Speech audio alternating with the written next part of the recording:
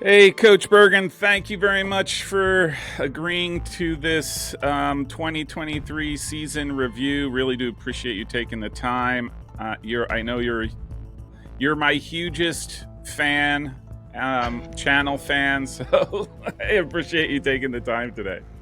I love doing this and love what you do for D3 soccer and D3 athletics in general, really. Yeah. Thank you, Your, thank you. your love for it is important. Appreciate it. Um, okay, so I'm just gonna preface this just a little bit. Last year, this time, we spoke similar, but a 2022 review. You were not pleased with the outcome. No. So that was 2022. Here we are in 2023. So I'm going to ask you, how'd your season go? Well, if you look at records wise, it was a marginal improvement. I mean, we won 5 games in 22. We won 6 games this year. But we didn't make the playoffs in Mhm. 22, and we made the playoffs in the conference this year. That puts a different perspective and spin on things. 22, we were a veteran team. We should have done better. We didn't. 23, we're a very, very young team, and it took us a little while to figure things out. But by the end of the season, we were moving and playing, and I thought we were doing the right thing. So I'm actually pretty happy with the way things went. But if you compare 23 to 22 stats, 22 had better stats other than the win and the playoffs. But it's such a young team, Mhm. and we started a lot of young guys. We had 5 new guys starting almost every game, Mhm. and that would be transfers or freshmen. We had a lot of Mhm. freshmen this year too. Yeah. I know you had a banger of a forward, I think. He was a winger, maybe. Left wing, Yeah, well, freshman. we had. You might be referring to Reggie Grayek, who was our leading point guy this year, Mhm. uh, and he's dangerous. And this was his senior year. He does have the COVID year available to him, and actually a redshirt year available to him because he had 2 ACL tears. So Mhm. this was his first year back, really first games back in 2 years. Mhm. So it was good to Wow. see him. But we did have a freshman. You might be referring to him, Gavin Heiberger. That's Gavin was him. freshman, I yep, watched freshman of the that's the year in the kid. conference, Yeah. and very, very good. Yeah. Was our leading goal scorer and the leading scorer for the conference for freshmen. Really Yeah. good. Yeah. That's good. That's a good sign. Like you bring in a guy like that who's so young, who's able to make an impact immediately. Obviously, I think that's Yeah, that's for the huge. program, that's 2 years in a row of having a freshman of the year. Hmm. Uh, Unfortunately, last year's freshman of the year tore his ACL in the summer, so he didn't play at all this year. Hmm. So he'll be back next year. So we're excited to have him back. Yeah. Um, I got to ask something too. That you just before the season, your assistant coach, I think, moved to DePaul. Was that right? North Central. North Central. That's it. That's it. Yeah. So I'm going to ask you, like, how did that go? Like, how do you how did you manage? It was extremely difficult. I'll be honest. It was 10 days before the season, and you weren't going to find anybody really at that stage. And if you did find somebody, you were going to put some other coach in the same position that I was put in. Hmm. So George Threet, our stipend coach, basically a part-time coach, Hmm. stepped up, uh, did committed more hours this year. We leaned on the women's programs coaches occasionally to Hmm. help. We made it through, but it was. I mean, we're talking. I mean, they're normally long days during the season, Yeah. but we were talking, 14, 16-hour days Yeah. just to get through, and it taxed me. I was wiped out Yeah.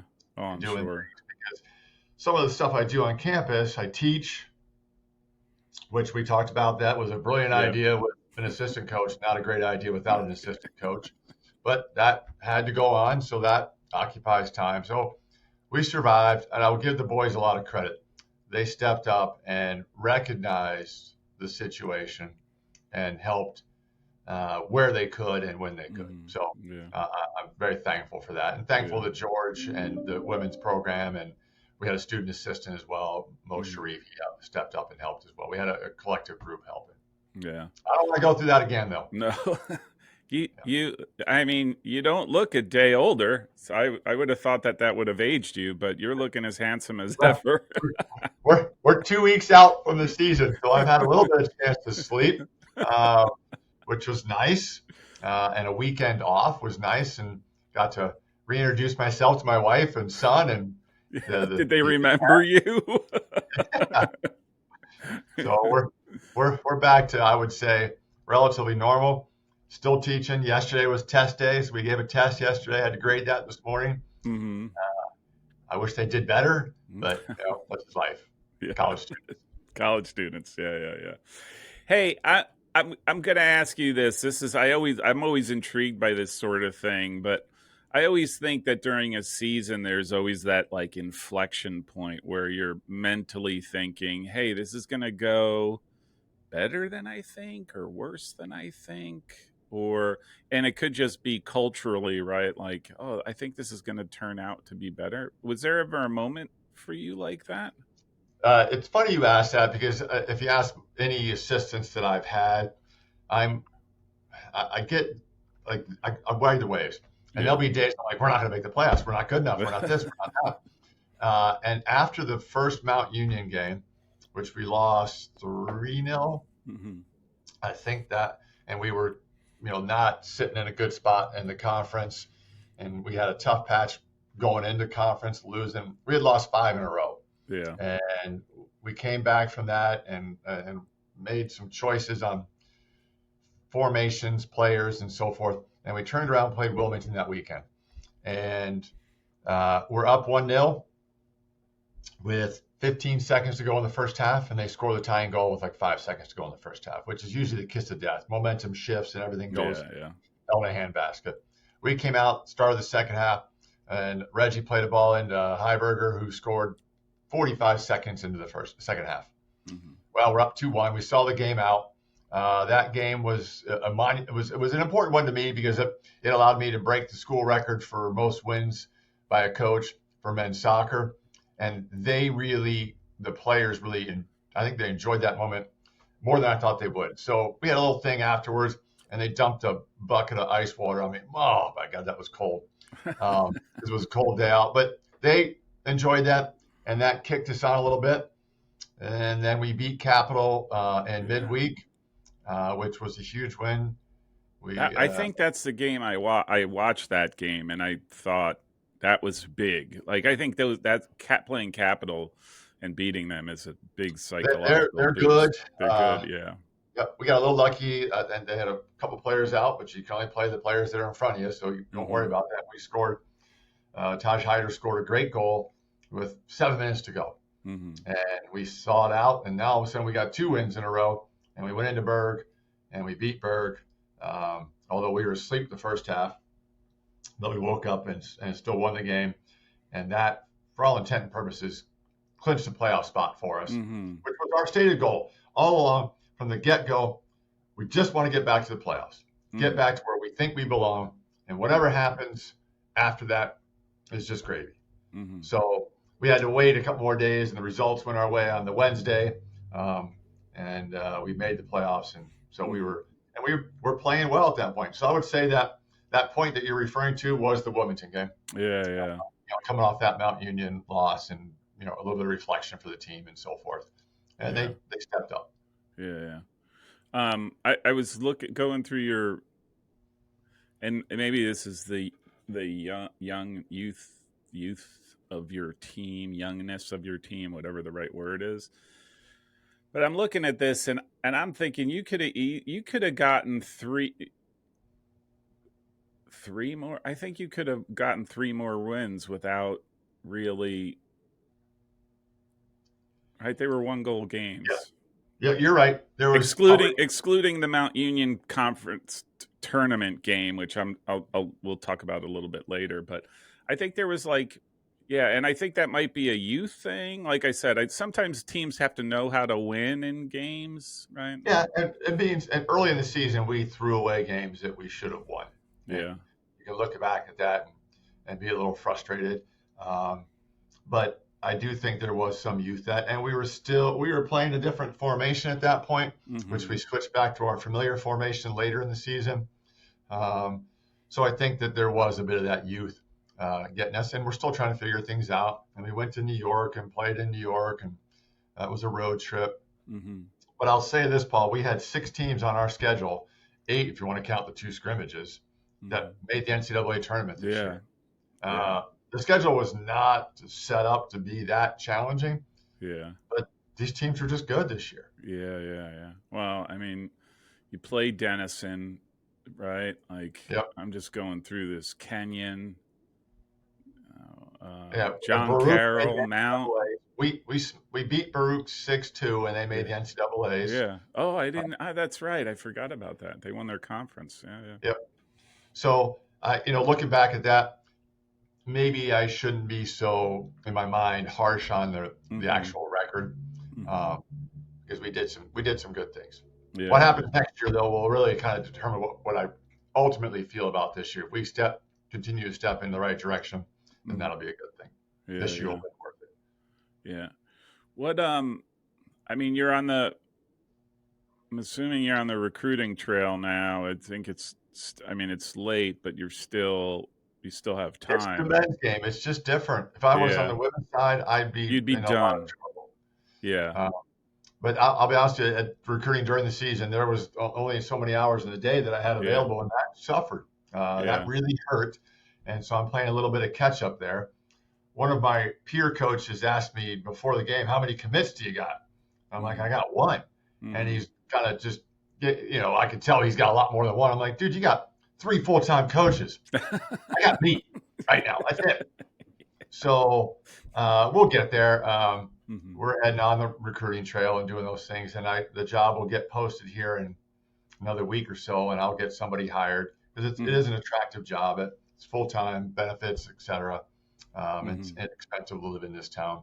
So we'll get that going, and we'll be all right. We don't need a lot this year. But I'm looking for key spots, and I'm still trying to work the JUCO trail. I had great success with that this year. Chris Rodriguez came in from California and is a stud. Was really good for us. That's interesting. And every game he was, we had a losing record. Let's put it that way. Losing record when he was out. I think we won one of the games, and we had a winning record when he was in the lineup. And his JUCO coach was an old USL teammate of mine. So we're trying to work that connection a little bit more. Get another player or 2. It's interesting that you say that because I think this year in particular, maybe because I know someone who, good player, decent player, played with one of my sons, went to a local community college, crushed it, like community college, and then went to Kane University, Dante East, and so he's like I guess he's a junior. He'd be considered from a eligibility standpoint, he'd be a junior, but he lit it up. He was like one of the team's leading scorers and all conference, all those sort of accolades. That's a real avenue that tends to get ignored a little bit. Yeah. How many kids are out there that could play, that can have I'll just say probably, I would think, just because of maturity and size and all that kind of stuff, like could have that type of immediate impact on a team. He did immediately, and the boys respect him a great deal. We're hoping for big things next year with him, and we get our other center back who blew his knee out. We get him back, so it'll be a good tandem back there. That's interesting. I got to keep my eye on. There's a community college. 2 community colleges 20, 30 minutes away. I need to do a better job with that as well. The problem is some of those guys have the budgets of nothing, and it's D3. So they want something bigger than D3. So yeah. It's a that's true. There's probably a lot of that. I mean, a competitive. I would think that's one of those things that I don't see anyone not, or I don't see anyone not having the allure of, I could do better, bigger, or whatever, Division 1 or even 2, I guess. But All right, so I do have to ask you the OEC quarterfinals at Mount. You see this gray beard? It's all gray because of you guys. I kept looking and was like, "Come on, like what is Mount doing?" And I mean, I'll just say I thought you guys had a great. I thought it was a great game plan and frustrated the heck out of Mount not making things easy. They did have a lot of shots, but I don't think any of them necessarily came out. They weren't easy, right? Like there's a difference between popping 20 shots on goal from 20 yards away with no pressure, but I thought there was a lot of pressure that they had to deal with in most of those occasions. That was a fun game to be a part of. I think the snow added a Oh, interesting. there was. Yeah. So we get off the bus, and their game day guy Dom says, "Yeah, we're supposed to get 2 to 4 inches tonight." I'm looking around, going, "Really?" And sure enough, as soon as the game started, it started to snow. And as the game wore on, we switched to the orange balls, and it was coming down pretty good. Mm-hmm. Um, we knew we weren't going to have a lot of possession of the ball. They're very, very good. We did get a little bit of benefit. Carter Hancock went out with some knock some point early in the first half, so that helped us. Um, but we defended like crazy, and we Yeah. were planning on trying to hit him on the counter. Our goal was to get it into the wings, the pacey wingers that we have.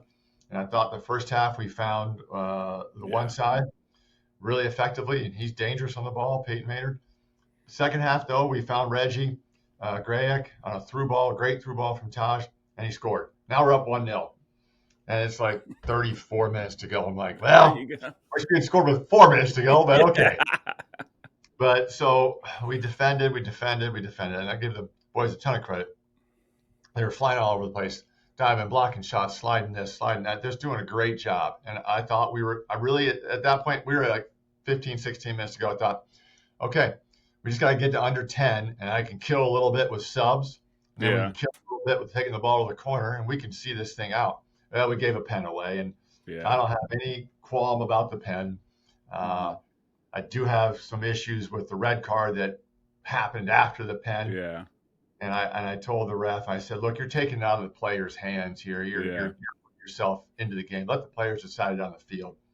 I didn't agree with that. So we were down a man. And at that point, Paul, we're just trying to hang on to get the pens. Yeah. And we made it all the way down to 2 minutes to go in 2 minutes. overtime. Yeah. And they hit a banger of a goal, give them Yeah. credit.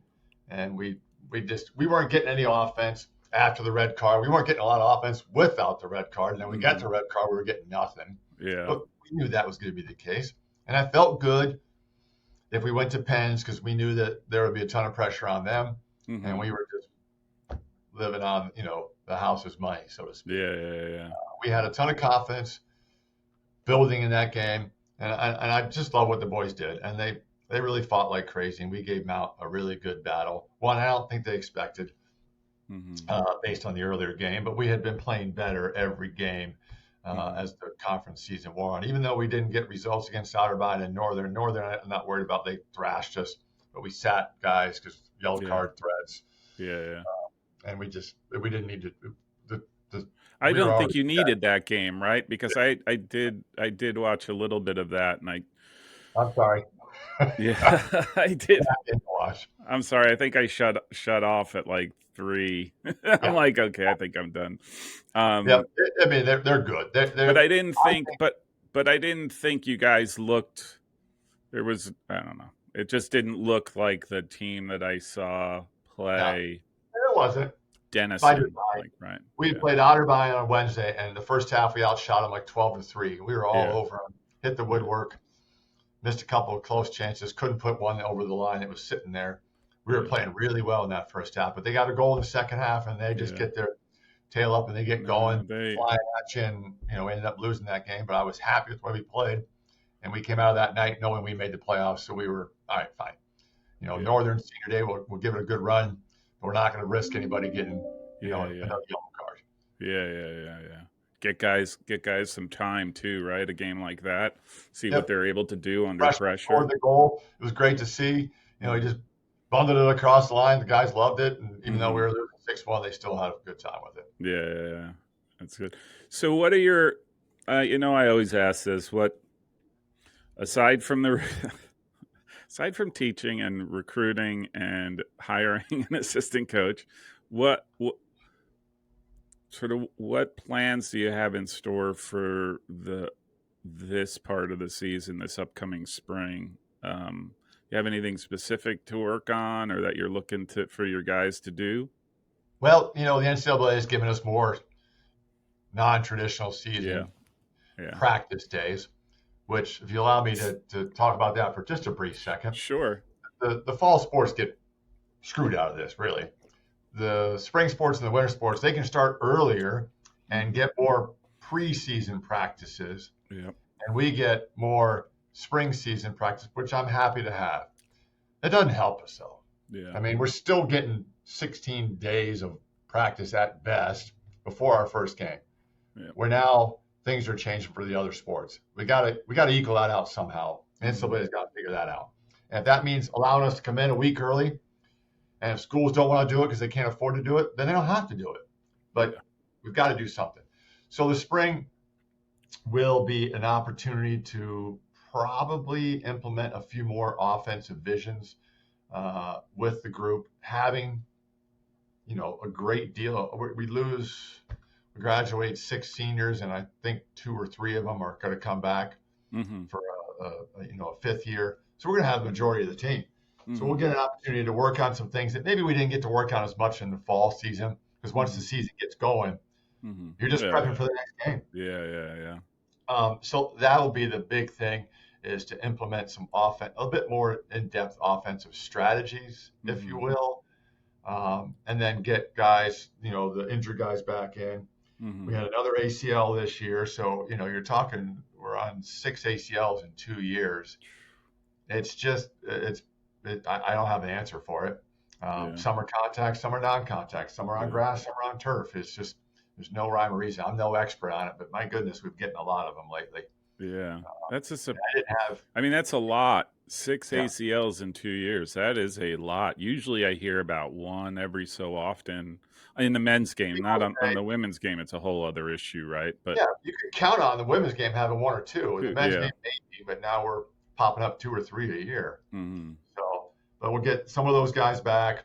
Obviously, the guys that just had surgery, no. But so I'm looking forward to that. And then it'll be the opportunity for the new assistant to get to know the players, so that we don't have to struggle through that in the fall. They'll hit the ground running, and I think that'll be a good thing for us. And I'm looking forward to having an assistant, just to, if nothing else, to take a couple things off my plate during the day. And then allow the players to have somebody to come in and talk to, because that doesn't always happen with me, because I'm either teaching or I'm in a meeting or doing something. So they don't get that one-on-one interaction as much as they deserve. I know you haven't announced it, or you haven't Marietta hasn't posted it yet, but do you have anybody that you've been talking to that might be a couple candidate? People, yes. But I really want to post it and see what we get, what interest we get, because the timing is now right. We never posted it after Kyle left, because I knew I wouldn't get anything. I would get a lot of internationals, and we don't do visas. So I'm looking forward to seeing who applies, and then getting a few on campus and seeing, because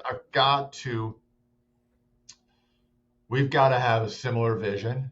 I've got to be able to like this person, genuinely like him, want to hang out with them. Because you think about it, during the season, I'm with the assistant coach more than my wife. Yeah. So I got to be friends with him. That's why Ben and I, we got along so well. And before that, Ryan Osborne, because we like to hang out. We like to talk soccer. And that's part of the fun of the job, is to sit there and shoot the breeze, so to speak. Well, when you post, maybe I'll submit my application. I'll bring you on campus for an interview. I can't pay you as much as your sales job is probably paying you. Or this gig. The side gig. That's okay.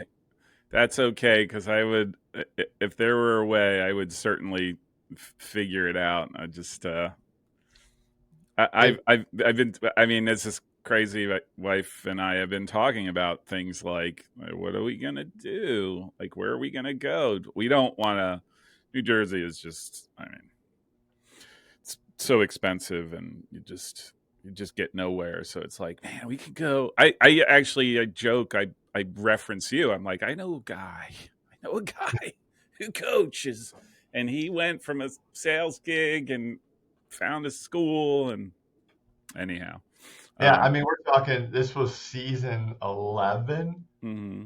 and well, there might be individual days where I say, "Why the heck did I do this?" I don't. I don't Yeah, regret leaving corporate life yeah, to do this. Uh, yeah, the money is, as we know, is not nearly as good in this yeah, game, yeah. but it's not about money. No, It's no, no. It is not. It is most certainly not. It's not. It's, you know, I'd say happiness and joy. yeah, Like if you can find those things, you're a wealthy man, regardless, right? So, yeah. I'm a competitive SOB at times, and this feeds that. I mean, that's why I thought sales worked for me because it's competition. It yeah, really, yeah, and this is yeah, the same way. And sometimes I get a bit carried away, but I always care for the players and try to do the hmm, best for them. yeah, yeah. Very cool. Um, can can I ask you, is are your objectives for next year? And I get you're just done and you're still carrying the battle scars. um, I mean, is it still? Are you still going to be your objective is going to be the conference tournament? Is that sort of where you're looking? Yeah, yes. Make the playoffs because the Yep. conference will be tougher. The conference on the top end was very, very good this year. Yeah. It was very difficult. A couple of young teams coming up from, that are working things out. But I'll say this: I like to look at statistics and compare and contrast. And I kind of look at this season like 2014 for us. First year we made the playoffs was in 2014. We Mm-hmm. won 6 games that year. Well, we won 6 games this year. Mm-hmm. Won 4 games in conference, and we lost 2-1 late to Heidelberg, who went on to win the thing and go to the NCAA's. The Mm-hmm. next year we won 9 games and took another step in the conference playoffs. So my vision for the program is to take that step, win more games, be a bit more competitive in every conference game. Mm-hmm. Yeah. We Yeah. weren't competitive in a couple of them. Mm-hmm. And then round off some of the rough edges and give the guys some belief so that we can go win a conference game or get a home playoff game, which we Mm-hmm. haven't done a whole lot in my time here, a couple of times. But it's important.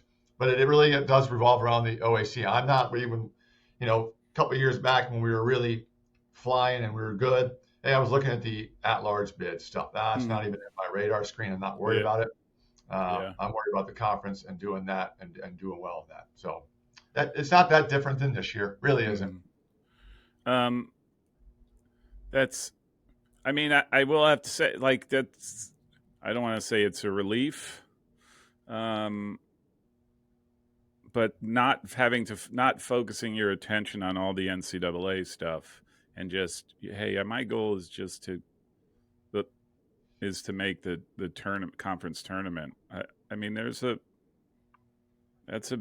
it still carries a burden, right? It's a Yeah. big ask, right? Like, but at least you're not wasting your time on all the other stuff. And I know a lot of schools are sort of in that bubble category. Like are they short? Are they so?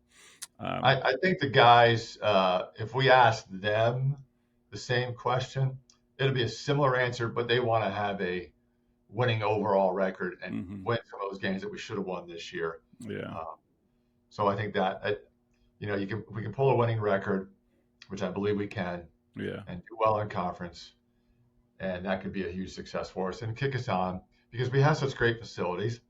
It is, I don't want to call it rural, but it is rural in yeah, terms of it's not in an urban area. yeah, So there's some challenges, but if we have better seasons, it makes it easier to recruit. yeah, If you yeah, got Krebs yeah, right now at Mount Union, he's got people knocking on his door all the time yep, to come yep, play, and we don't have that right now. yeah, Um, so that helps when you win games. But I yeah, think that the guys, they want to win more games. They want to get higher in the conference, of yeah, course. I mean, yeah, I yeah, hope that's what they want to do. yeah, yeah, yeah. Well, you got the ambition, right? Like, I think there are schools that don't necessarily have the ambition and they just kind of flow from one season to the next. And I think you got Not to making have the the, playoffs, yeah, not making the playoffs in fall 22 was a slap in the face. yeah, Woke us up a little bit, and we got a little bit too complacent with it because we'd yeah, done it for 8 years in a row. yeah, Um, and it was good to be back. It really yeah, was. yeah. Fun Like we I got said, out. I thought you guys looked good in that game against Mount Union. I thought you just made it so difficult to for Mount to have success, especially in the things that I thought Mount did really well, which are those set pieces that they're always so good at. Like I think, At their place, it's so hard, and yeah, we really focused on the long throws to be yeah, careful on that. And then yeah, we decided that we're going to put everything in the box, make yeah, it difficult on them. And we've got a couple of guys at long throws. They're not anywhere near legal throws, but nobody calls that anymore. yeah, And put them in the box and made it difficult for them. So yeah, we just kind of, as one of the things we wanted to get to, we used to be known as a tough out, which I used mm-hmm, to take a bit of a slight.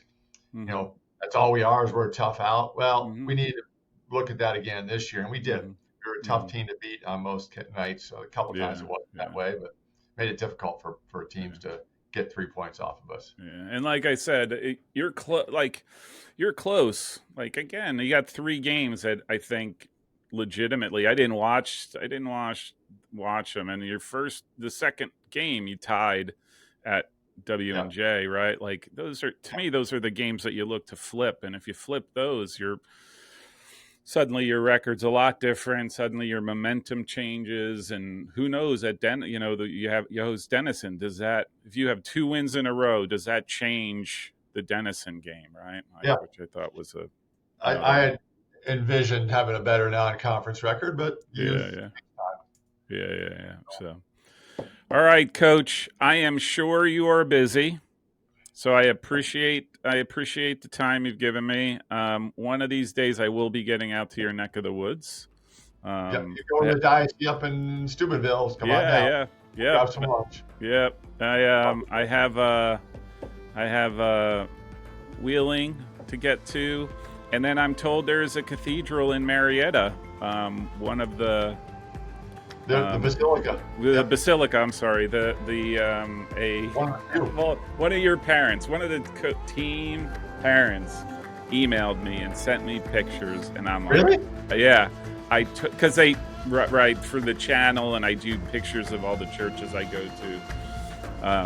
And he's like, you got to check out the Basilica in Marietta. I'm like, a Basilica in Marietta? It's kind of like a, Big deal. Big deal. So It's admittedly it's pretty cool. I love old buildings and old churches and old houses, and this fits the bill. yeah. So, all right, Coach. I will be in touch. Really do appreciate it. If you need anything from me, don't hesitate to give a shout. I appreciate the time on the channel and love what you do for us, and keep doing it. Thank you.